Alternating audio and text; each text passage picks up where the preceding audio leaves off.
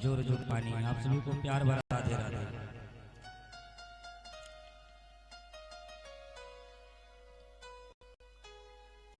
कल की कथा में हम सभी ने मनु महाराज के 3 बेटियों के बारे में जाना। अब उनके बेटा कितने हैं, कौन कौन से?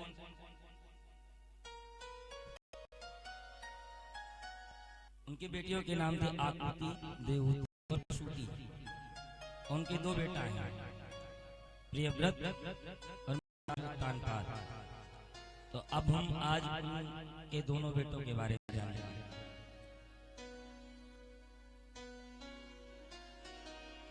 जाये उत्तानपादस्य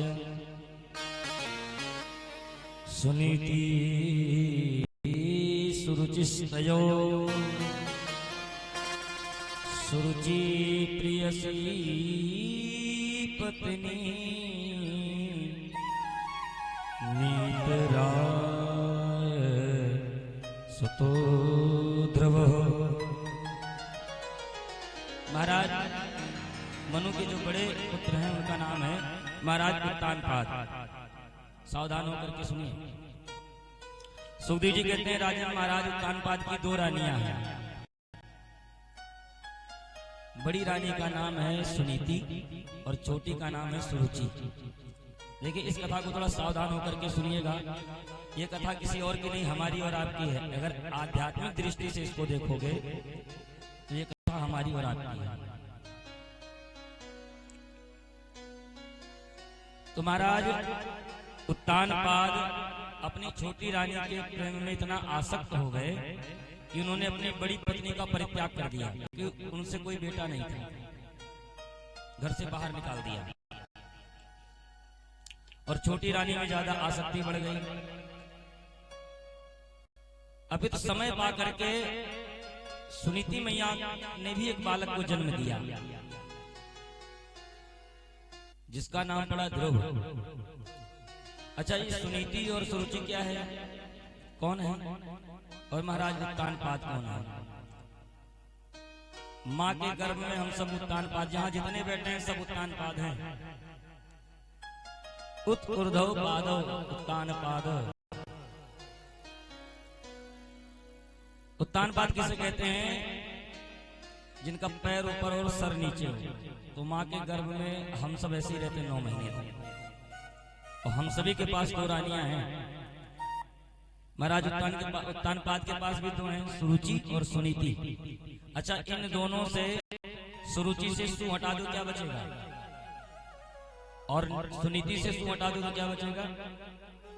नीति। यानी एक मानी एक होती है मनमानी। ये दोनों रानियां हम सभी के पास भी हैं।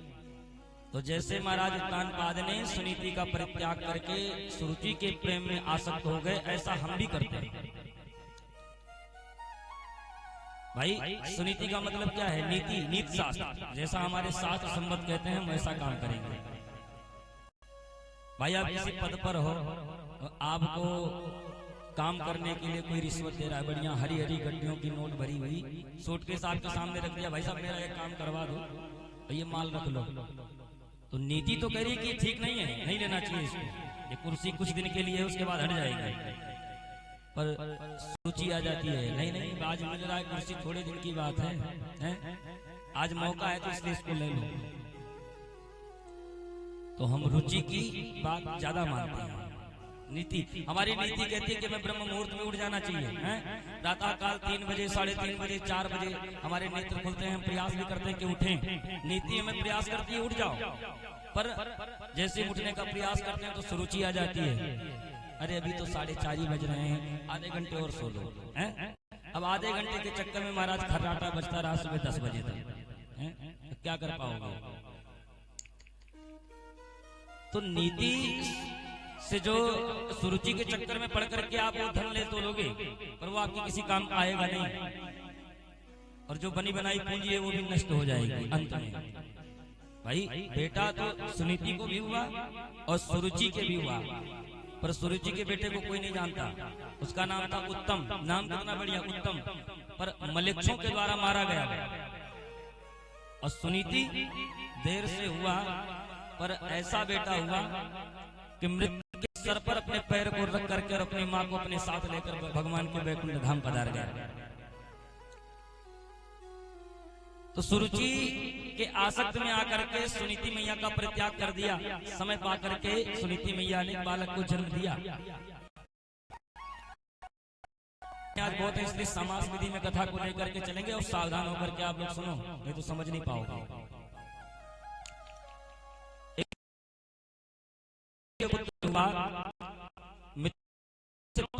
मैया ने कभी नहीं बताया कि हमारे पिता कौन है।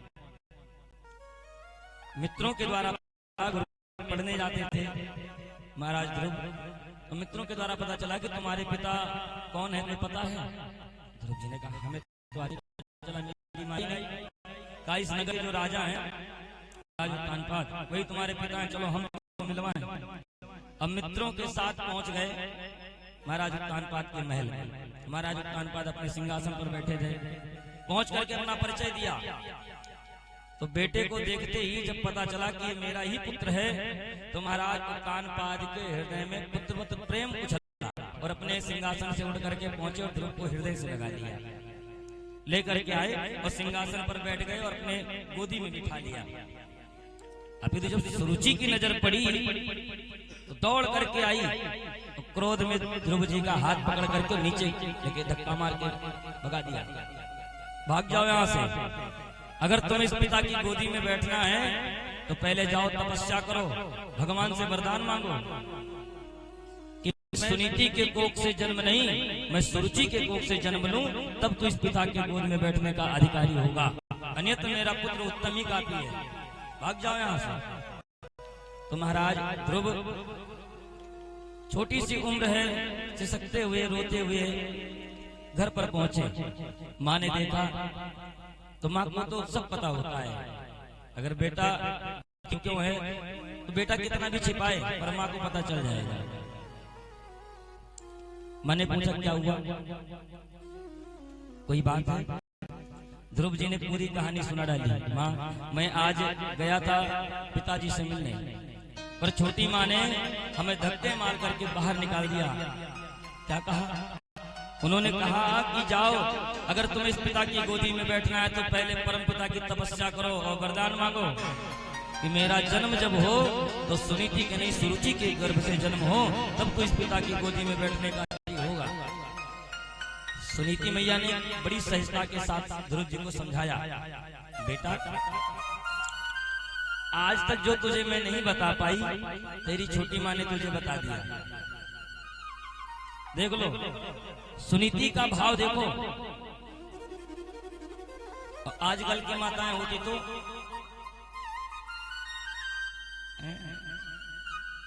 सुनीति ने क्या कहा? सुनीति ने कहा बेटा आज तक जो मैंने तुझे नहीं बता पाई वो तेरी छोटी माँ ने बता दिया। अगर तुझे गोदी में ही बैठना है तो इन संसार के पिता की गोदी में बैठने से क्या मिलेगा? अगर गोदी में बैठना ही चाहता है तो उस पिता की गोदी में बैठ। माँ कोई और पिता है? सुनीति मैया कहती हाँ बेटा, जिसने सारे संसार को बनाया है, जिसने तेरे पिताजी को भी बनाया है वो परम पिता है। अच्छा तो माँ वो मिलेगा कहाँ? सुनीति मैया ने कहा बेटा वो तो हर जगह है, भगवान तो हर जगह है। अब भाई सूर्य का दर्शन करना आप चाहो तो दिल्ली में जाओगे तो भी यही सूर्य भगवान मिलेंगे, मुंबई चले जाओ तो वहां भी यही मिलेंगे, लखनऊ में रह करके देखो तो भी यही दर्शन देंगे।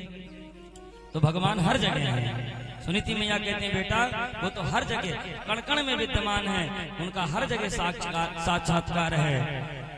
हरे व्यापक सर्वत्र समाना, हरे व्यापक सर्वत्र समाना, हरे व्यापक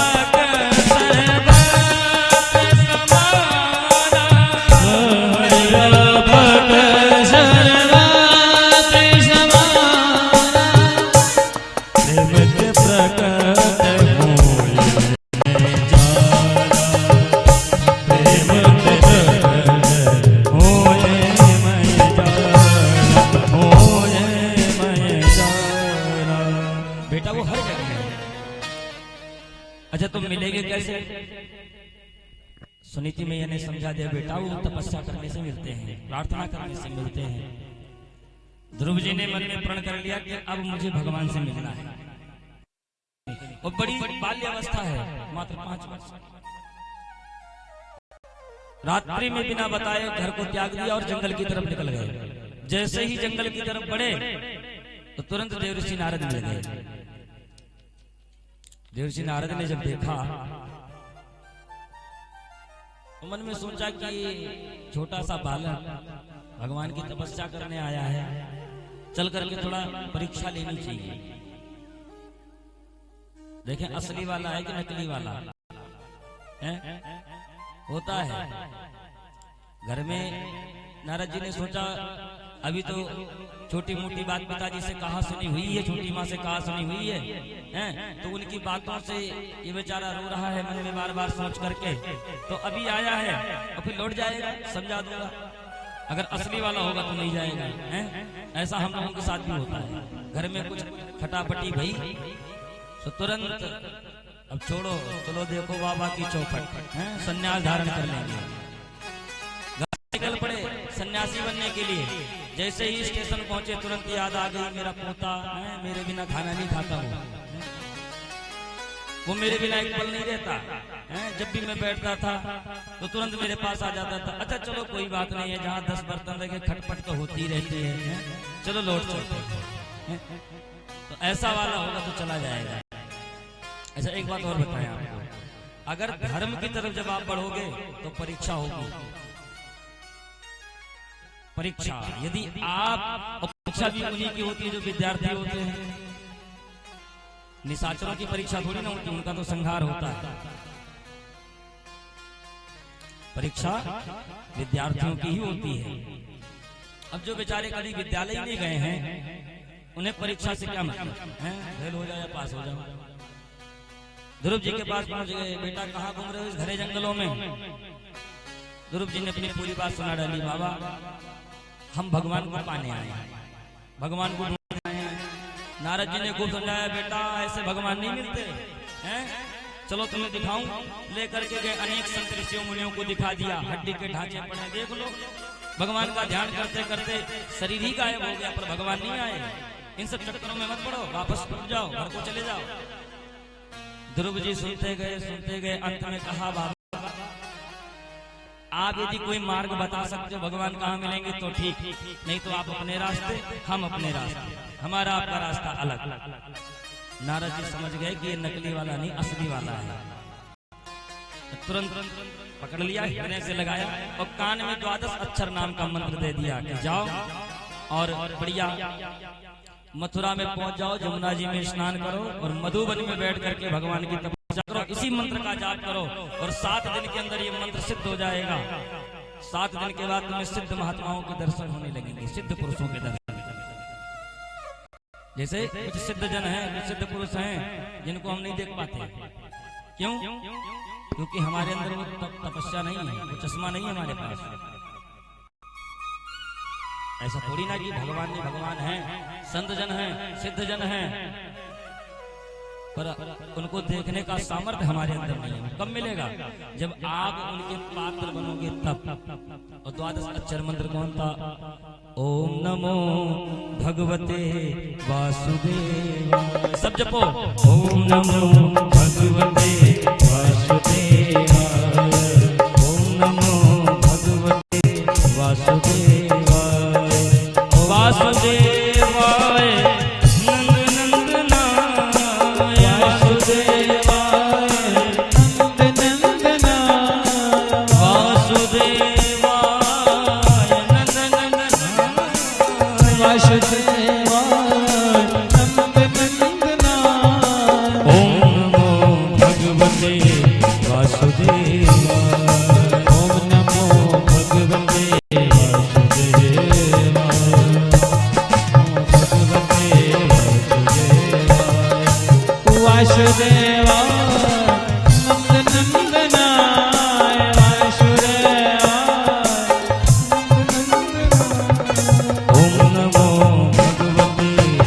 वासुदेवाय करके प्रसन्न हो गए ध्रुव जी। महाराज आप अपना परिचय नहीं बताए, आप हैं कौन? अब नारद अपने असली स्वरूप में आ गए। बेटा मैं नारद हूँ। ध्रुव जी महाराज प्रसन्न हो गए। बाबा अब तो मुझे पक्का विश्वास होगा कि भगवान मिल जाएंगे। क्यों? क्योंकि मेरी माँ कहती थी कि जिसको नारद मिल गए उसको भगवान मिल गए। पर कुछ लोग नारद जी को हम क्या बताएं, अगर किसी के यहाँ झगड़ा होने लगा तो तुरंत कहेंगे नारद जी आ गए। नारद ने चुगली कर दी।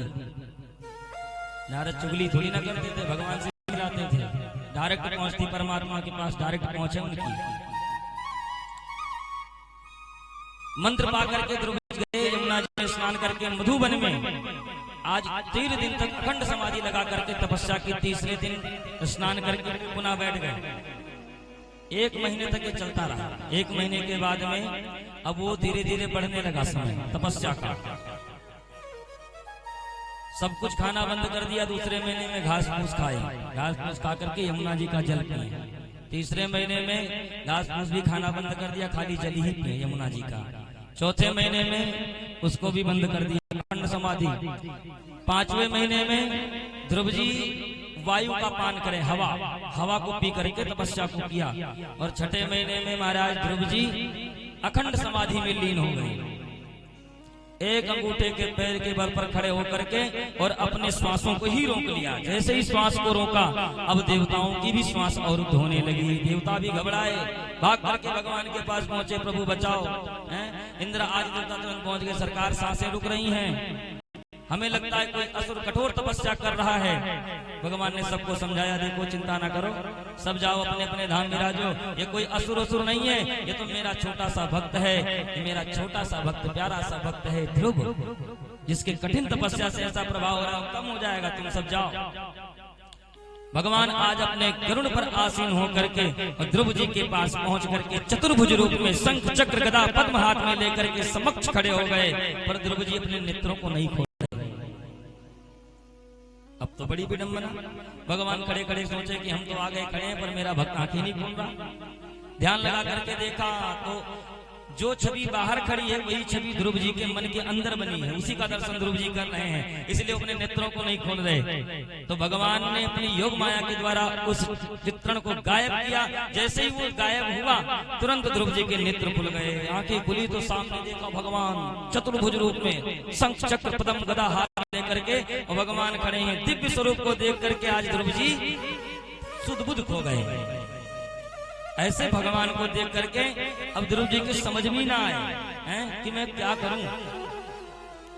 बाबा ने सब तो बताया, पर ये नहीं बताया कि वो आए तो हमें करना क्या चाहिए, हम कैसे इनकी पूजा करें। अगर हम कुछ पढ़े लिखे होते तो आज हम बढ़िया सुंदर श्लोकों में इनकी स्तुति गाते, पर हम तो कुछ पढ़े लिखे नहीं है। भगवान सब जानते थे। अपने संग को उठाया, ध्रुव जी के कपोलों से जैसे ही स्पर्श किया, समस्त वेद वेदांतों का ज्ञान, संपूर्ण ज्ञान ध्रुव जी को हो गया और सुंदर श्लोक गाने लगे। ध्रुव संग लाने जप हरि नाम, ध्रुव संग लाने जप हरि नाम, ध्रुव संग लाने जप हरि नाम, ध्रुव संग लाने जप हरि नाम, पावा अटल अनुपम ठाकुर, पावा अटल अनुपम ठाकुर, ध्रुव संग लाने जप हरि नाम, ध्रुव संग लाने जप हरि नाम, जप हरि नाम। ध्रुव जी सुंदर स्तुति गाने लगे। भगवान देख करके प्रसन्न हो गए। ध्रुव वरदान मांगो, मैं तुमसे अति प्रसन्न हूं। ध्रुव जी ने कहा, प्रभु अब मैं आपसे क्या वरदान मांगू, अब मेरी कोई इच्छा नहीं है, मुझे कुछ नहीं चाहिए। बोलो जय श्री कृष्ण। आपका ध्यान किधर है? व्यास मंच इधर है। इधर उधर ध्यान को भटकाना नहीं, कथा यहाँ से निकल जाएगी सीधा। बोलो राधे राधे।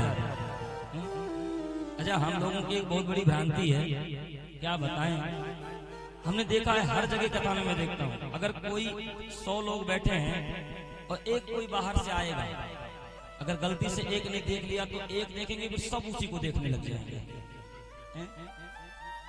ये कुर्सी कैसे उठा रहा है, कैसे कुर्सी रख रहा है, ये कौन है, कहां से आया? अरे भैया उससे तुम्हें क्या मतलब? भगवान की कथा है, कहीं से भी आ सकते हैं, न जाने किस रूप में आ जाए भगवान। इसलिए अपने ध्यान को भंग मत करो, नहीं तो फिर बैठे रहोगे और अंत में पता चलेगा बस वही बढ़िया म्यूजिक बजी, म्यूजिक सुने हम, म्यूजिक का हाथ लगेगा। बोलो राधे राधे। इसलिए कथा पे विशेष ध्यान। आप लोग तो बहुत सावधान होकर कथा सुनो, तो विनोद की बात इसलिए मैंने कह दिया। ध्रुव जी ने कहा प्रभु हमें कुछ चाहिए ही नहीं है, अब हमारी कोई इच्छा नहीं। भगवान ने कहा तुम्हारी इच्छा नहीं, हमारी इच्छा है। तुम जाओ और अपने पिताजी की गद्दी पर बैठ करके 36,000 वर्ष तक बैठ करके तुम राज करो, ये मेरा आशीर्वाद है। अच्छा देखो, हमारे भगवान जब राजा बनाते हैं तो 4-5 साल के लिए नहीं बनाते, ऐसी राजगद्दी नहीं है। जब ये देते हैं तो ये हजारों वर्ष के लिए प्रदान कर देते हैं कि तुम तो राज करोगे, तुम्हारी पीढ़ियां भी राज करेंगी। इसीलिए जब राजा बनना हो ना तो गोविंद की चरण शरण ग्रहण करो, और उनसे कहो, मांग सकते हो, जगत के दाता है, उनसे कहना, उनसे मांगना कोई अपराध थोड़ी ना, मांगो पर उन्हीं से और किसी से नहीं। अगर वास्तविक में उनसे कुछ लेना चाहते हो ना तो सिर्फ और सिर्फ उन्हीं से मांगो और किसी से नहीं। अगर आप भगवान को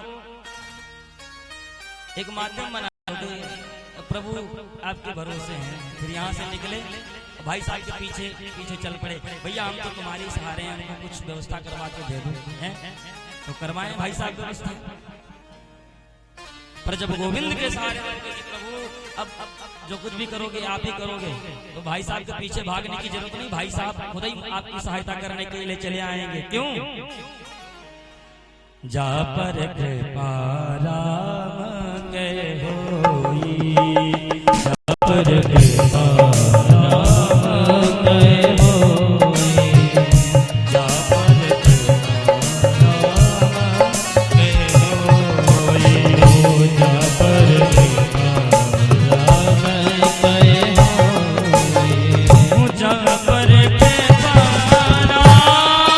राम के होई, जा पर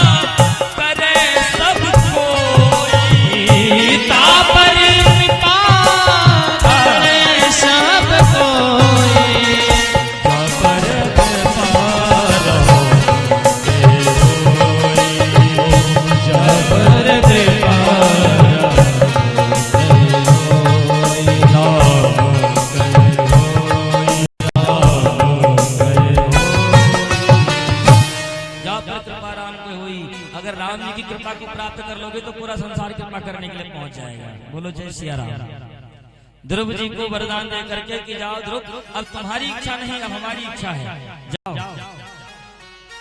इधर जब महाराज उत्तानपाद को पता चला कि मेरा बेटा वापस आ रहा है, तो तुरंत अपने राजगद्दी को छोड़ करके बेटे का स्वागत करने के लिए पहुंच गए। हाथी घोड़े सजा स्वागत किया ध्रुव जी का, लेकर के गए अपने गद्दी पर, ध्रुव जी को बिठा करके राज तिलक कर दिया, ध्रुव जी को राजा बना दिया और पुनः चले गए वन तपस्या करने के लिए भगवान की। और इधर जो सुरुचि थी उसका जो पुत्र था उत्तम, उसका क्या नाम था? उत्तम। उत्तम ने क्या किया, एक दिन मदिरा पान करके यक्षों से भिड़ गए, यक्षों के द्वारा वो मारे गए। माँ भी उसी भ्रांति की थी, माँ भी समाप्त कर दी गई है। देख लो, सुनीति का ही पुत्र है कि आज 36,000 वर्ष के लिए भगवान ने उसको राजा बनाया, और सुरुचि का जो पुत्र है वो मारा गया। न उसका ये लोक बना न परलोक बना, दोनों बिगाड़ दिया। ध्रुव जी महाराज 36,000 वर्ष तक राज्य करके उसके बाद में भगवान का स्वयं विमान आया ध्रुव जी को लेने के लिए, तो मृत्यु स्वयं आकर के खड़ी हो गई। सरकार आप ऐसा ना करें, भगवान के बनाए हुए विधान को आप मेटिए मत, आप ऐसे ही चले जाओगे तो फिर ये नियम जो कानून बना है ना गड़बड़ हो जाएगा। अच्छा तो क्या करें? कहा सरकार अगर जा ही रहे तो हमारे सर के ऊपर पैर रखो चले जाओ। तो मृत्यु के अंदर इतनी हिम्मत नहीं थी कि ध्रुव जी को छू सके। ध्रुव जी ने सशरीर मृत्यु के सर पर पैर रख करके भगवान के पुष्पक विमान पर बैठ गए और चल पड़े भगवान के धाम। जब भगवान के धाम चले तो थोड़ी दूर जब चले तो ध्रुव जी मन में सोचने लगे और रोने लगे। पार्षदों ने पूछा क्यों रो रहे हो ध्रुव? तो कहा बस हमें एक चिंता है कि जिस माँ ने मुझे जन्म दिया उस माँ को हम नहीं ला पाए पैसा। पार्षदों ने कहा ध्रुव हमें पता था कि तुम ऐसा ही कुछ कहोगे। अरे भला सोचो कि तुम्हारे जैसा पुत्र जिसके घर में पैदा हो जाए उसकी माँ क्या उसकी 21 पीढ़ियां धन्य हो जाएंगी। ध्रुव आगे देखो तुम्हारी माँ का ही विमान जा रहा है। धन्य है ध्रुव, धन्य है ध्रुव। ध्रुव जी देख करके प्रसन्न हो गए और आज मृत्यु के सर पर पैर रख करके अपने माँ के साथ प्रभु के बैकुंठ धाम पधारे। और आज भी ध्रुव और तारा के नाम से आकाश तारा मंडल में ध्रुव और तारा के नाम से विद्यमान होकर के सबको दर्शन दे रहे हैं। बोले ध्रुव जी महाराज की जय। ऐसे हैं ध्रुव जी महाराज जिनका दर्शन आज भी हम और आप कर रहे हैं। ऐसे परम भागवत ध्रुव जी के ही वंश में राजा अंग हुए। राजा अंग तो बड़े बढ़िया थे, पर इनका बेटा हुआ बहन जो घोर नास्तिक। इसने नदी पर बैठते ही तुरंत पाबंदियां लगा दी। कोई भी यज्ञ हवन जब तक पूजा पाठ कुछ नहीं होगा, सब बंद करो, सब ड्रामा है, सब ढकोसला है, मलेरिया की बीमारी है। ये हवन जब तक पूजा पाठ, राजा को ही भगवान माना जाता है, इसलिए सर्वस्व परमात्मा में ही हूँ। पिताजी जब इसकी भ्रांति को देखे तो घबराए, जंगल चले गए घर छोड़ के महाराज। अब वैन अपना आधिपत्य चलाने लगा, सनातन धर्म को ही टारगेट करने लगा। ये सब डेंगू मलेरिया है, ये हवन जग तप पूजा पाठ का भाग सब बेकार है। और आज भी उसके वंशज उसके खानदानी जन्म ले रहे हैं भारत में। बोलो जय श्री कृष्ण। समझ में आ रही है? आज भी कुछ लोग सनातन को ही टारगेट करते हैं, खानदानी उनके भी गए नहीं हैं, जन्म ले रहे हैं। तो संतों को जब पता चला तो संत पहुंच करके समझाए कि देखो बहन ठीक नहीं है ऐसा करना, और कहा मानो अच्छे से अपना राज्य चलाओ। पर बहन ने संतों को भी धमका दिया कि ज्यादा बोलने की जरूरत नहीं है, ज्यादा बोलोगे तो हमारे हाथों मारे जाओगे। संतों को क्रोध आया, हुंकार जैसी हुंकार भरी कि एक ही बार में वैन का देह शांत हो गया, तुरंत गिर पड़ा लड़खड़ा के, समाप्त हो गया। संतों को चिंता भई कि इस वैन को तो खत्म कर दिया, पर राज्य कौन चलाए? भाई बिना राजा के राज्य चल नहीं सकता ना, सब तरफ अहिंसा फैल जाएगी, इसलिए राजा भी होना चाहिए। संतों ने क्या काम किया? संतों ने बैन के शरीर का मंथन किया। तो सबसे पहले निषाद की उत्पत्ति भई, पुनः मंथन करने पर भगवान श्री हरि स्वयं पृथु के रूप में इस धरती पर जन्म लिए। पृथु भगवान की। जो पृथु महाराज ने पृथ्वी का दोहन करके राष्ट्र को समृद्ध किया और धर्म की धर्म ध्वजा को समस्त भूमंडल पर लहरा दिया। समस्त राज्य स्थापित होते ही समस्त भूमंडल पर उन्होंने पूरा अपना धर्म प्रचारित कर दिया, समस्त राष्ट्र को समृद्ध कर दिया। बड़े बड़े यज्ञ किए। इंद्र डर गए, इंद्र समझे कि अगर ऐसे यज्ञ करते रहे तो हमारा इंद्रासन चला जाएगा। अच्छा, इंद्र को लोग भगवान कहते हैं। इंद्र पता है क्या है? इंद्र एक पद है, पद। जैसे हमारे यहाँ मंत्री होते हैं, सांसद होते हैं, विधायक होते हैं, प्रतिनिधि होते हैं, ऐसे भगवान के यहाँ भी सारी सृष्टि सारी सिस्टम बना हुआ है। भाई जलकल विभाग इंद्रदेव को देखा दिया गया है, तुम देखो हैं? और कानून व्यवस्था धर्मराज के हाथ में है, सब पूरा अलग अलग सिस्टम है। यहाँ हो सकता है कि कुछ ये चल जाए पर वहां नहीं चलेगा, वहां इसकी कोई तुलना नहीं है। वहां तो घसीट के ले जाएंगे और जो दंड जिस दंड के पात्र होगे वो दंड तुम्हें मिलेगा। इंद्र डर गए। 100 यज्ञ महाराज करने वाले ही थे कि इंद्र ने चोरी करके वेश बदल करके घोड़ा ही चुरा लिया।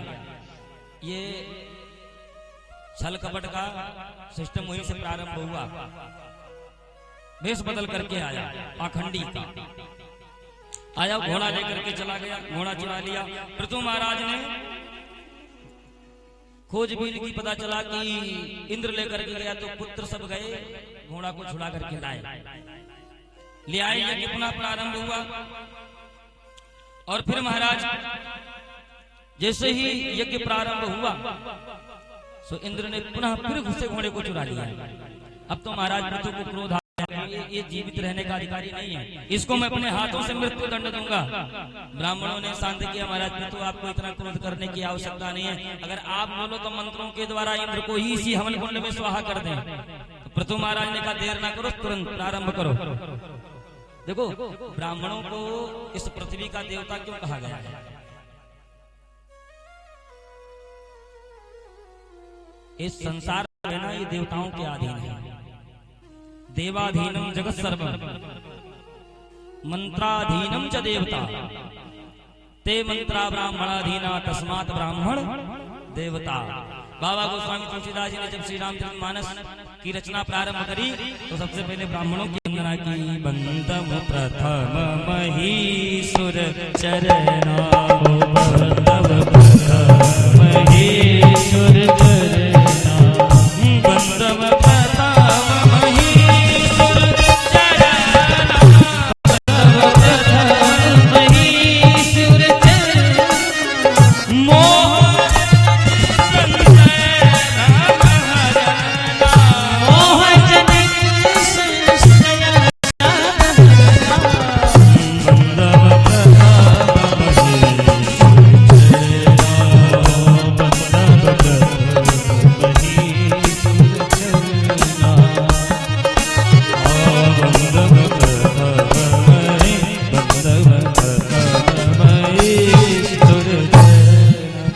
ब्राह्मणों को देवता कहा गया है। देखिए भगवान दो ही चीज में प्रसन्न होते हैं, या तो यज्ञ करके स्वाहा बोलो, या फिर ब्राह्मणों को बढ़िया भोजन कराओ। और जब ब्राह्मण अपने पेट पर हाथ फेरते हुए कहते हैं वाह भाई आनंद आ गया, आहा, भगवान दो ही चीज में प्रसन्न होते हैं, स्वाहा और आहा। अब जिसमें तुम प्रसन्न कर पाओ करो, बोलो जय श्री कृष्ण। समझ में आ रही है बात? तो जैसे ही ब्राह्मणों ने मंत्र का उच्चारण प्रारंभ किया तो इंद्रलोक से इंद्र घोड़े के साथ हवन कुंड की तरफ आने लगे। अब घबराए देवी देवता सबके, अगर इंद्र चले गए तो फिर तो बड़ी दिक्कत होगी है, क्या किया जाए? ब्रह्मा जी प्रकट हो गए और तुरंत समझाया, पृथु भगवान को समझाया कि देखो भाई ऐसा पृथु करो मत, क्योंकि आप धर्मात्मा हो, छोटी मोटी गलतियां सबसे हो जाती, एक बार मेरे कहने से उसको और क्षमा करो, छोड़ दो। तो बात समझ में आ गई। ब्रह्मा जी ने जब समझाया तो ब्रह्मा जी के वचनों का आदर किया, इंद्र को क्षमा कर दिया, यज्ञ पूर्ण किया। भगवान प्रकट होकर के पृथु से कहते वर मांगो। जैसे यज्ञ संपूर्ण हुआ तुरंत भगवान यज्ञ नारायण प्रकट हो गए। बोलिए यज्ञ नारायण भगवान की। यज्ञ नारायण भगवान कहते पृथु मैं तुमसे प्रसन्न हूँ, वरदान मांगो जो तुम्हें मांगना है। अब पृथु महाराज ने कहा प्रभु यदि देना चाहते हो तो बस एक कृपा कर दो, हमें 10,000 कान दे दो। 10,000 कान क्या करोगे, 2 कान से कम पड़ रहा है क्या? महाराज ने कहा कम पड़ रहा है, क्यों? मुझे 10,000 कान जब दे दोगे तो मैं 2 कानों से आपकी कथा सुन करके मेरी इच्छा नहीं, इसलिए जब 10,000 कान हो जाएंगे तो उन 10,000 कानों से मैं आपकी कथा को सुनूंगा। देख लो पृथु महाराज को,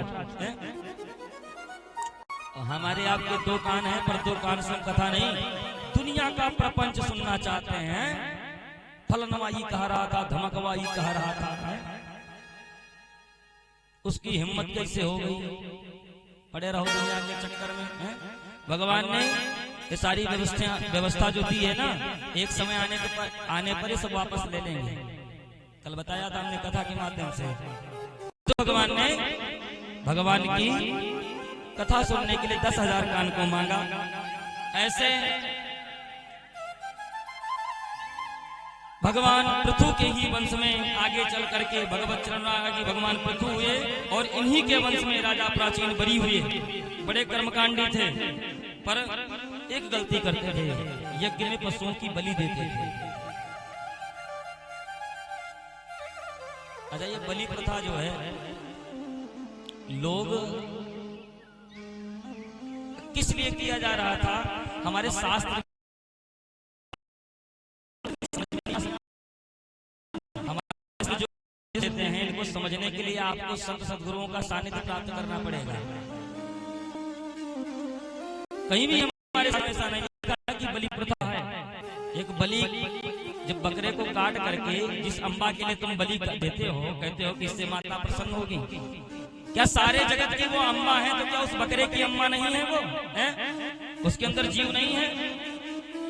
अरे तुम अपना स्वाद भरने के लिए तुम किसी जीव की हत्या कर रहे हो, याद रखना वो सब तुम्हारी प्रतीक्षा कर रहे हैं। जिस दिन तुम यहाँ से जाओ तो मैं उतनी ही बेरहमी से नोच नोच करके खाएंगे। इसलिए जीव हत्या बंद करो, ये जघन्य अपराध है। शास्त्रों में मैंने कहीं प्रमाणित नहीं कि बलि दी जाती है। काय की बलि दोगे? क्या उसके अंदर जीव नहीं है? नारद जी ने देखा कि ये तो अपराध कर रहे हैं। प्राचीन बलि को नारद जी पहुंच करके डांट लगाई, ठहर जाओ प्राचीन बलि, तुम काम तो सब अच्छा करते हो पर ये काम बहुत गलत करते हो। और तुरंत उनको पुरंजनों उपाख्यान सुनाया, दिखा दिया। प्राचीन बलि, जिन जीवों को तुमने मारा है ना, जरा देखो, आसमान की तरफ देखो। जैसे ही प्राचीन बलि आसमान की तरफ देखे तो सब क्रोधावश अपनी आंखें ले लेकर के लाल लाल आंखें निकाल करके खड़े हैं कि तुम कितनी जल्दी आओ, तुमको नोचें और खाएं। प्राचीन बलि देख करके डर गए, तो नारद जी से कहा, प्रभु हमें क्षमा करें और इस अपराध से हमें बताएं हम कैसे बचें। पुरंजन उपाख्यान के द्वारा सुंदर समझा। नारद कहते हैं, प्राचीन ध्यान से सुनो, जीव आत्मा और परमात्मा ये दोनों नित्य सखा हैं। जीवात्मा और परमात्मा ये दोनों नित्य सखा हैं। जीवात्मा का नाम है पुरंजन और परमात्मा का नाम है अभिज्ञात। ये कर्मानुसार हम विविध पुरियों में जन्म लेते हैं। 84 लाख पुरियां हैं। अपने कर्म के अनुसार हम प्रत्येक पुरियों में जाते हैं और जन्म लेते हैं, जिनमें हम भटकते रहते हैं भवाटवी में। और भटकते भटकते जब समय अधिक व्यतीत हो जाता है तो वही परमात्मा ही संत सद्गुरु का रूप धारण करके आते हैं और इस जीव को भवाटवी से अपने धाम लेकर के जाते हैं। इसीलिए कहा गया है, सद्गुरु के रूप में और कोई नहीं आता, सद्गुरु के रूप में वही सखा परमात्मा ही इस धरातल पर आता है और इस जीवात्मा को लेकर के पुनः अपने धाम जाता है। कहा गया है, गुरु ब्रह्मा गुरु विष्णु गुरु देवो महेश्वरा गुरु साक्षात परब्रह्म तस्मै श्री गुरवे नमः। ये गुरु कोई साधारण नहीं है और जीवन में प्रत्येक व्यक्ति को गुरु बनाना चाहिए। अच्छा, गुरु किस किस ने बनाया? जरा हाथ उठाएं जिन्होंने गुरु बनाया है। उठाओ उठाओ, डरो ना। जिन्होंने गुरु बनाया वही हाथ उठाएंगे, झूठे हाथ मत उठा देना, कन्हैया बैठे हैं सब देख रहे हैं। कितनी बड़ी भीड़ में खाली है कई लोग, दो। अच्छा, आप लोगों ने भी बनाया है। अब आप लोग हाथ नीचे करो। कितने लोगों ने नहीं बनाया? जरा वो हाथ उठाए। उठाओ उठाओ उठाओ उठाओ, पूरे हाथ उठाओ, डरो मत। देखो, अभी शास्त्र हैं, शास्त्र अपनी बात बताएंगे आपको, तो डर काहे रहे हो? यहाँ नहीं समझ पाओगे तो फिर कहीं नहीं समझ पाओगे, इसलिए हाथ उठाओ, डरो मत। जिन्होंने गुरु नहीं बनाया वो हाथ उठाएं ऊपर। अच्छा, और जिन्होंने दोनों में हाथ नहीं उठाया उनका प्राइवेट गुरु है कोई क्या?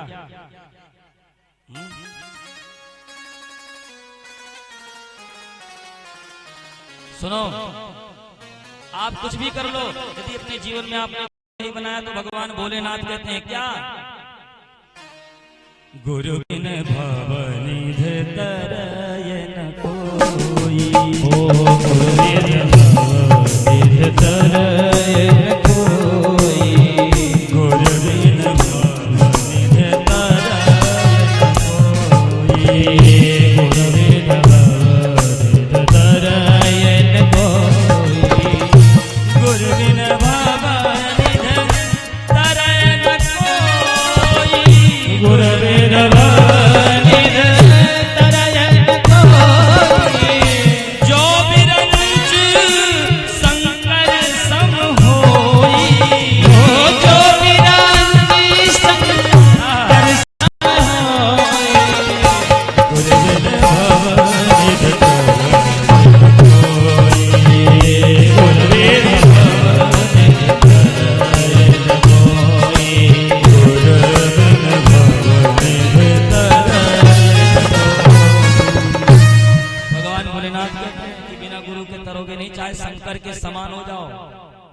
जो विरंज शंकर सम होई।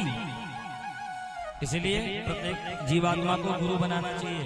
गुरु बनाओ। ये जो आपके जीवन में अंधकार फैला हुआ है ना, ये नष्ट हो जाएगा। गुरु के वो जो अच्छा मार्गदर्शक है ना, वो गुरु होता है। जीवन में जो ये अंधकार आपका फैला हुआ है, माया आप पर प्रबल क्यों है? जब संत सदगुरु की सानिध्य प्राप्त कर लोगे तो माया कहीं जाएगी नहीं, पर उसको समझ जाओगे। और समझ जाओगे तो गुरु के माध्यम से आप भव सागर से पार हो जाओगे। संसार में, इस भव सागर में कैसे रहना है, कैसे क्या करना है, ये गुरु बताएगा आपको। इसलिए कहा गया अज्ञान तिमिरांधस्य ज्ञानंजना शलाकया चक्षुरुन्मीलितं येन तस्मै श्री गुरवे नमः। अज्ञान तिमिरांधस्य, जो अज्ञान रूपी अंधकार हमारे अंदर फैला है ना, जब गुरु हमारे जीवन में आते हैं तो वो अंधकार स्वतः विनष्ट हो जाता है, नष्ट हो जाता है और हमारे जीवन में प्रकाश आ जाता है। बोलो जय श्री कृष्ण। इसलिए सब गुरु बनाओ। देवर्षि नारद ने सुंदर ढंग से जब समझाया तो प्राचीन बलि के दिमाग में बात समझ में आ गई कि हमें करना क्या है, और उन्होंने तुरंत पशुओं की बलि देना बंद कर दिया। अच्छा देखो, एक ऐसे समझो, हमारे शास्त्र पता है क्या है? हमारे शास्त्र आपको, जैसे एक माँ होती है, अब उसे अपने बच्चे को दवा पिलानी है, समझना, ध्यान से समझना। तो क्या करेगी वो? चॉकलेट लेकर के आएगी, रख लेगी और दवा ढक्कन में ले लेगी। बेटा ये दवा पी लो, फिर तुम्हें चॉकलेट खिलाऊंगी। अभी तो उसका उद्देश्य चॉकलेट खिलाना नहीं है, चॉकलेट के माध्यम से वो दवा पिलाना है। भाई डॉक्टरों ने पहले कहा शहद के साथ दवा खाओ, वैसे ना खा पाओ तो शहद के साथ दवा खाओ। तो शहद एक माध्यम है, पर उद्देश्य उसका क्या है? वो दवा पिलाना। जब दवा आपके अंदर वो प्रवेश कर जाएगी तो शहद की इच्छा भी खत्म हो जाएगी। पर हम लोगों ने क्या काम किया? दवा का नामो निशानी खत्म कर दिया, अब तो शहद ही चाट रहे हैं। तो हमारे शास्त्र क्या है? ये आपको लोभ देते हैं। ऐसा करोगे तो तुम्हें ऐसा मिलेगा, ऐसा करोगे तो तुम्हारे साथ ये होगा, ये करोगे तो तुम्हें ये मिल जाएगा। अभी तो एक माध्यम है। क्या ऐसा नहीं कि स्वर्ग नरक नहीं होते हैं, पर इससे भी ऊपर कुछ है। इसके ऊपर क्या है? भगवान का वैकुंठ धाम। और जब आप उस परम ब्रह्म को जान जाओगे तो स्वर्ग की चाह आपको नहीं रह जाएगी। इसलिए ये रास्ता दिखाते हैं हमें, ये बताते हैं कि ऐसे चलो, ऐसे करो, ऐसे मिलेगा, चाह मिलेगी। जो आपकी इच्छा होगी, जिस इच्छा से, जिस कामना से आप भगवान की सेवा करोगे, ठाकुर जी अवश्य पूर्ति करेंगे। तो अब हमारे समझाते हैं, एक गुरु जी थे, तो चेला गया गुरु जी के यहाँ, भाई चलो थोड़ा अब हम गुरु कर लेंगे। उसकी एक आदत थी, बीड़ी बहुत पीता था। गुरु जी के पास गया तो गुरु जी ने कहा यहाँ ये धूम्रपान नहीं चलेगा, अगर चेला बनना है तो सावधान होकर के रहो। तो कहा गुरु जी हम छोड़ नहीं पाएंगे, इसको छोड़ेंगे तो हम मर जाएंगे। अच्छा तो एक काम करो, सिर्फ तुम्हें बता रहे हैं, किसी और से मत बताना। तो चेले ने कहा सरकार बताओ। बुलाया, कहा तुम रोज पीते हो ना? कहा गुरु जी रोज पीते हैं। तो एक काम करना, हफ्ते में एक दिन बीड़ी पी लेना, हफ्ते में एक दिन पीना, वो भी छुपके से, सबको दिखा के नहीं। कहा गुरु जी जैसा आप कहें, आपकी बात सिरोधार्य है। अब गुरु जी एक दिन काम था, चले गए। अब वो हफ्ता पूरा होने वाला था, तो वो जो चेला था ना, वो सबके सामने गद्दी पर बैठ गया, बढ़िया बीड़ी सुलगा लिया, पीने लगा। अब जो और चेले थे उन्होंने कहा तुम्हें डर नहीं लगता? गुरु जी यहाँ बताएं कि धूम्रपान नहीं करना, तुम कैसे पी रहे हो? चेले ने कहा गुरु जी ने ही कहा है रोज मत पियो, हफ्ते में एक बार पी लिया करो। अब चेला समझे कि गुरु जी का इसका मतलब कि गुरु जी प्रसन्न होते हैं बीड़ी पीने से।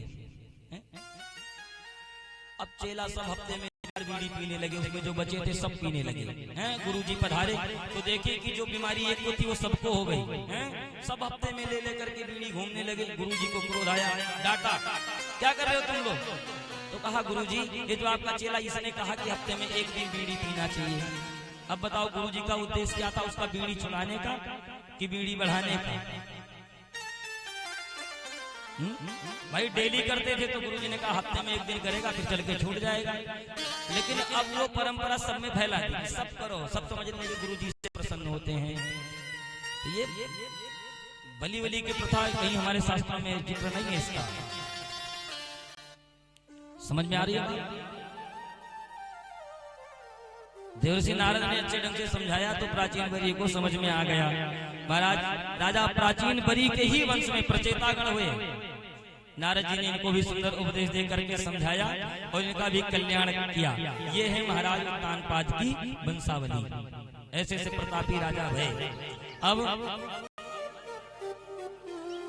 मनु महाराज के जो दूसरे पुत्र हैं प्रियव्रत जी, ये दूसरे बेटा है। महाराज प्रियव्रत जी के ही वंश में 100 पुत्र हुए, जिनमें से एक थे ऋषभदेव जी, जिनसे जैन धर्म प्रारंभ हुआ। और इन्हीं के वंश में 100 पुत्र और हुए, जिनमें एक हुए भरत जी, जिनका नाम था भरत। इन्होंने पहले जन्म में गंडकी नदी के किनारे घोर तपस्या की, भगवान का खूब भजन किया। सब घर बार त्याग दिया कि मुझे भगवान का भजन करके भगवान को पाना है। भजन प्रारंभ था। एक दिन क्या हुआ कि भरत जी तपस्या कर रहे थे, माला कर रहे थे अपनी। देखा क्या में कि एक हिरणी गर्भवती थी, गर्भ से थी। पीछे से शेर ने हमला किया तो अपने प्राण बचाने के लिए उस नदी में ही छलांग लगा दी। जब नदी में छलांग लगाई तो जो हिरणी का गर्भ था वो जल में ही छूट गया और हिरणी उस बार जाकर के अपने प्राणों को त्याग दी। ये चीज भरत जी के नजरों में जब पड़ी, भरत जी ने देखा तो भरत जी ने तुरंत अपनी माला बंद कर दी, दौड़ करके गए उस बच्चे को बचा लिया, उठा लिया, लेकर के कुटिया में चले आए। करना चाहिए, ये प्रत्येक मनुष्य का धर्म है। अगर कोई दुखी हो, किसी को मदद की आवश्यकता हो तो दौड़ करके करनी चाहिए। और भरत जी तो संत हैं और संत का हृदय तो कोमल होता ही है। भरत जी उस हिरण के बच्चे को लाए, बचाए, कुटिया में रखे, भजन करते और उस हिरणी के बच्चे की सेवा करते। धीरे धीरे क्या हुआ कि भरत जी की आसक्ति भजन से हटने लगी। सावधान होकर के सुनिए, भजन से उनका मन धीरे धीरे हटने लगा और उनकी आसक्ति उस हिरण के बच्चे में बढ़ने लगी। धीरे धीरे करते करते महाराज इतनी आसक्ति उस हिरण के बच्चे में हो गई कि वो सब भूल गए। बस भजन तो कभी कभार, 24 घंटे हाय मेरे हिरण का बच्चा है लेकर के घूमना, खेलना, उसी के साथ पूरे जंगल में घूमना, भजन छूट गया। आसक्ति इतनी बड़ी कि उसके बिना वो एक पल नहीं रह सकते थे। एक दिन क्या हुआ कि किसी काम से भरत जी बाहर चले गए कुटिया से, तो हिरण का बच्चा वहीं छोड़ गए।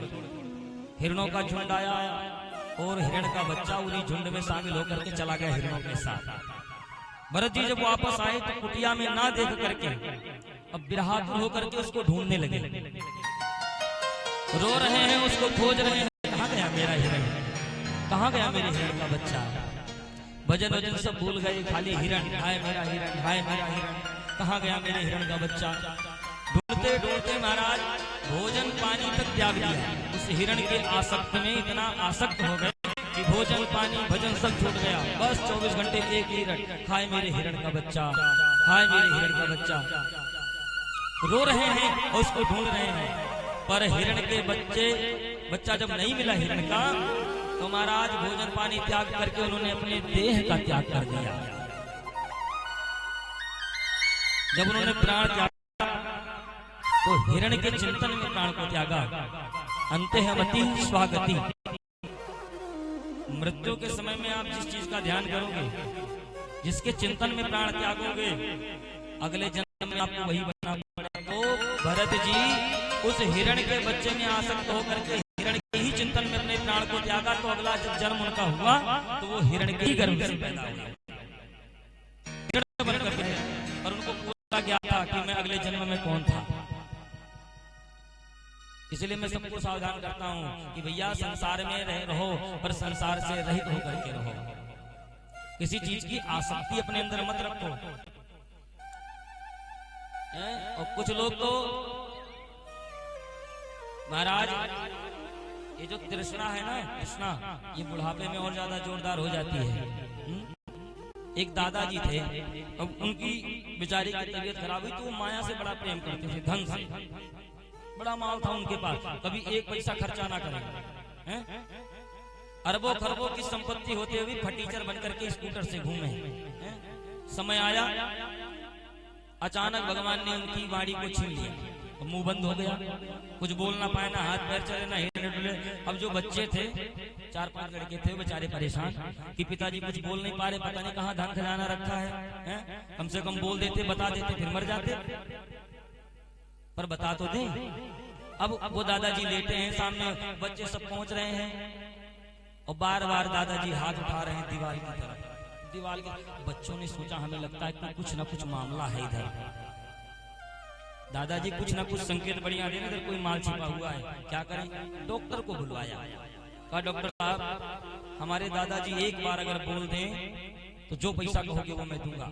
भाइयों ने आपस में सलाह किया कि अगर दादा के पास करोड़ों की प्रॉपर्टी है, 2-4-6 लाख दे देंगे। डॉक्टर ने कहा देखो भैया 5 लाख का एक इंजेक्शन लगेगा, एक ही बार ही बोलेंगे, फिर दोबारा बोल नहीं पाएंगे। बच्चों ने आपस में बात की कि चलो ठीक है भाई, 1-2 करोड़ मिलेगा, 5 लाख दे देंगे इनको, और दादाजी अगर बार बार उंगली इधर उठा रहे हैं तो इधर ही माल रहा है पक्का। अब बोल नहीं पा रहे, हम लोग समझ नहीं पा रहे। ठीक है डॉक्टर साहब लगाओ, 5 लाख का इंजेक्शन लगाओ। डॉक्टर ने इंजेक्शन भरा, इंजेक्शन जैसे ही दादाजी को लगाया बड़ी जोर से डांट लगाई। एक ही बार बोला पर ऐसा बोला कि क्या बताएं। डांट लगाते हुए कहा इतनी देर से बोल रहा हूँ कि झाड़ू वहां रखा, उसको उठा के उधर रख दो। अब बेचारे बच्चों का दिमाग खराब है कि 5 लाख का इंजेक्शन लगवाए, मरते मरते 5 लाख कर्जा में कर गए। अब बताओ जरा सोचो, आपने देखा होगा जहां पर सोना चांदी ज्यादा होता है वहां सांप बिच्छू ज्यादा होते हैं। जहां पर सोना चांदी होता है ना, गड़ा हुआ धन जिस जगह पे होता है, जहां मिलता है ना, तो उसमें सांप बिच्छू आपको ज्यादा मिलेंगे। ये कौन है? ये वही हैं जिन मरते समय जिनका मन धन में छिपा हुआ है, खजाने में छिपा हुआ है। मेरा पैसा वहाँ है, मेरा बैलेंस वहाँ है, मेरा धन वहाँ है। अब मरते मरते धन की चाह में प्राणों को त्याग दिया, जीते जीते किसी को दिया नहीं। हम मर गए, धन की चाह में त्यागे तो अगले जन्म में सांप बिच्छू बन करके आए, अपने धन के ऊपर फन फैला करके बैठ गए हैं, छूने नहीं देंगे। बच्चों को जब पता चला खुदाई की, धन निकला, उसके ऊपर भी फन फैला करके बैठे हैं। जीते जी तो दिया नहीं, मर के दोबारा सांप बन के आए तब भी फन फैला के बैठे हैं। बच्चों ने क्या काम किया? उठाया डंडा और फन पूछ के तो बाहर फेंक दिया। तो मारे जाओगे, बोलो राधे राधे। इसलिए भगवान का नाम लो, भगवान के सहारे रहो। जड़ भरत जी को बड़ा ज्ञात था कि मैं अगले जन्म में क्या था, और भरत जी ने सोचा कि ये जन्म मुझे गंवाना नहीं है।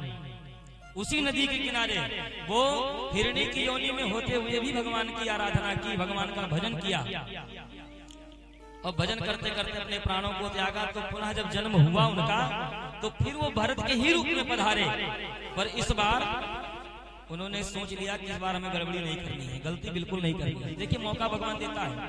अगर आप मनुष्य हो और आपने देर से धर्म कर्म प्रारंभ किया और ज्यादा समय तक आप नहीं चले, आपके प्राण छूट गए, तो भगवान फिर दोबारा आपको मनुष्य बना करके भेज देगा कि बचे हुए को इस बार जाके पूरा करा।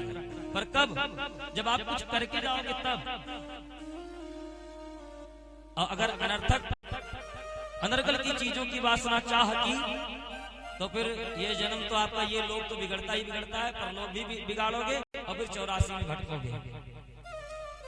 भरत जी 2 भाई हैं, पर भरत जी ने मन में ठान लिया कि हमें कोई काम नहीं करना, किसी से कोई मतलब नहीं, एकदम बिल्कुल पागल बन के रहते।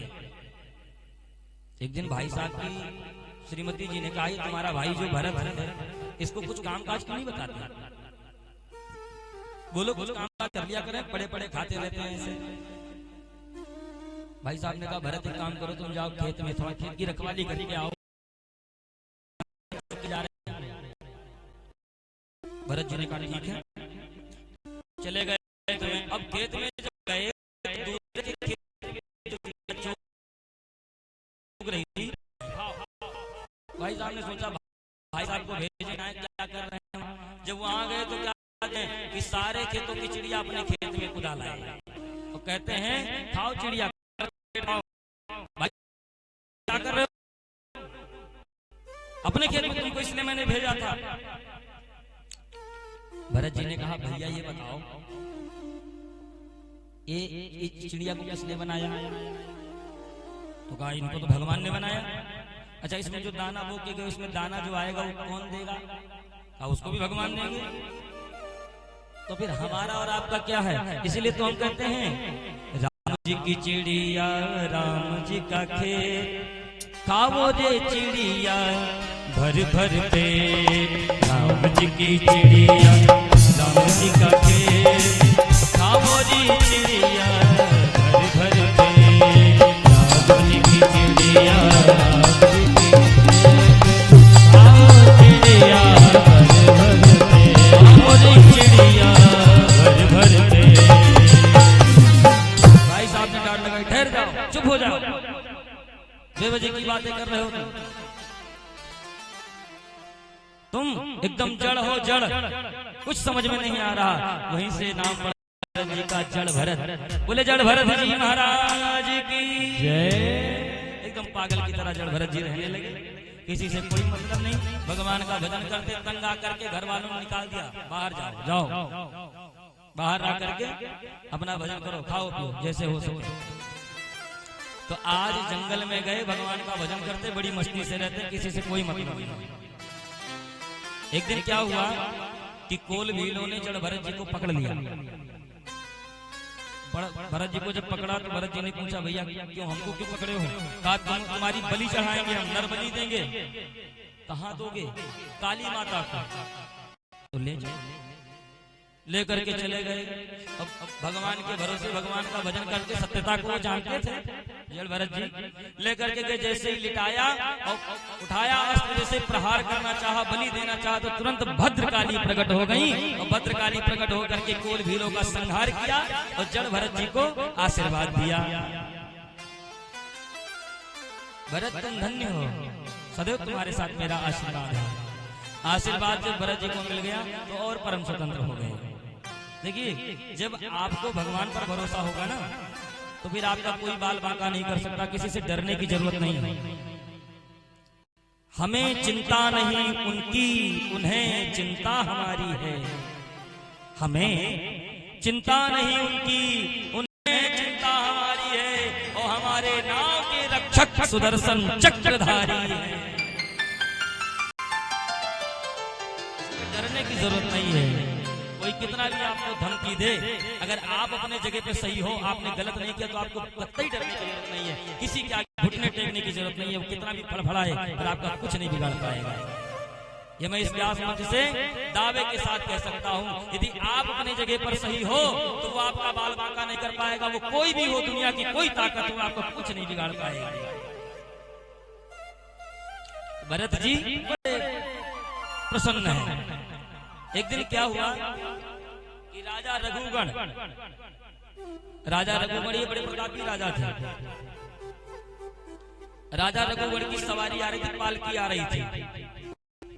तो 4 कहार लगे थे, आगे पीछे, 2 आगे 2 पीछे, वो लेकर के आ रहे थे। रास्ते में जब पहुंचे तो एक कहार की तबीयत अचानक बिगड़ गई। कहारों ने पालकी रख दी। राजा रघुगण ने कहा भाई पालकी क्यों रख दिया? कहा राजा साहब क्या बताएं, ये एक कहार की तबीयत खराब हो गई। तो राजा थे, रघुगण राजा थे। राजा का आदेश हुआ कि जाओ, जो रास्ते में मिल जाए उसको पकड़ लाओ। पहुंच गए। घूमते घूमते जा रहे थे तो जड़ भरत जी पे नजर पड़ी। कहारों ने सोचा इससे बढ़िया कोई नहीं मिलेगा, इसी को पकड़ो। और जाकर के पकड़ लिया। चलो राजा ने बुलाया तो जड़ भरत ने पूछा भैया क्यों बुलाया है, हमें क्यों याद किया? कहा उनके कहार की तबीयत खराब हो गई, इसलिए तुमको कहार की जगह पे लगना होगा, पालकी लेके चलना है। तो जड़ भरत जी संत, और संत का हृदय तो कोमल होता ही। ठीक है भैया मैं किसी के काम आ रहा हूँ, अच्छी बात है, चलो ले चलो। लेकर के राजा रघुगण की पालकी के पास पहुंचे, आगे लगा दिया जड़ भरत जी को, आगे लग जाओ। पर जड़ भरत जी की एक विडंबना थी, जब नीचे चलते थे तो देख करके चलते थे कि कहीं मेरे पैरों के नीचे कोई चींटी ना आ जाए, हैं?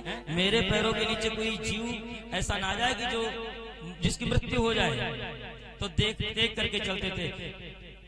पालकी लेकर के चले जा ही रहे थे कि देखा कि चींटी पैर के नीचे चलती हुई आ रही, तो जोर से गुलाच लगाई, उछाल मार दी, तो राजा रघुगण की खोपड़ी पालकी से जाकर के टकराई, चट से लड़ी। क्रोध आ गया, कौन है दुष्ट, किसकी ये हिम्मत हुई कि जो ऐसे चल रहा है उछल कूद मचा के। कहार सब डर गए, कहा सरकार हम सब तो ऐसा कभी कर ही नहीं सकते, अभी अभी जिस नए नए कहार की भर्ती की है वही उछल कूद मचा रहा है। अच्छा उसको समझाओ कि के अंदर राजा रघुगण सवार है, सावधान होकर के चले। समझाया कि भाई साहब थोड़ा सही से चलो, नहीं तो राजा साहब को क्रोध आएगा तो कहीं के नहीं रहोगे। अच्छा ठीक है, अब फिर दोबारा से वैसा ही किया। जब दोबारा खोपड़ी लड़ी तो इस बार पालकी रुकवा दी, ठहर जाओ, पालकी रोको और अपनी मान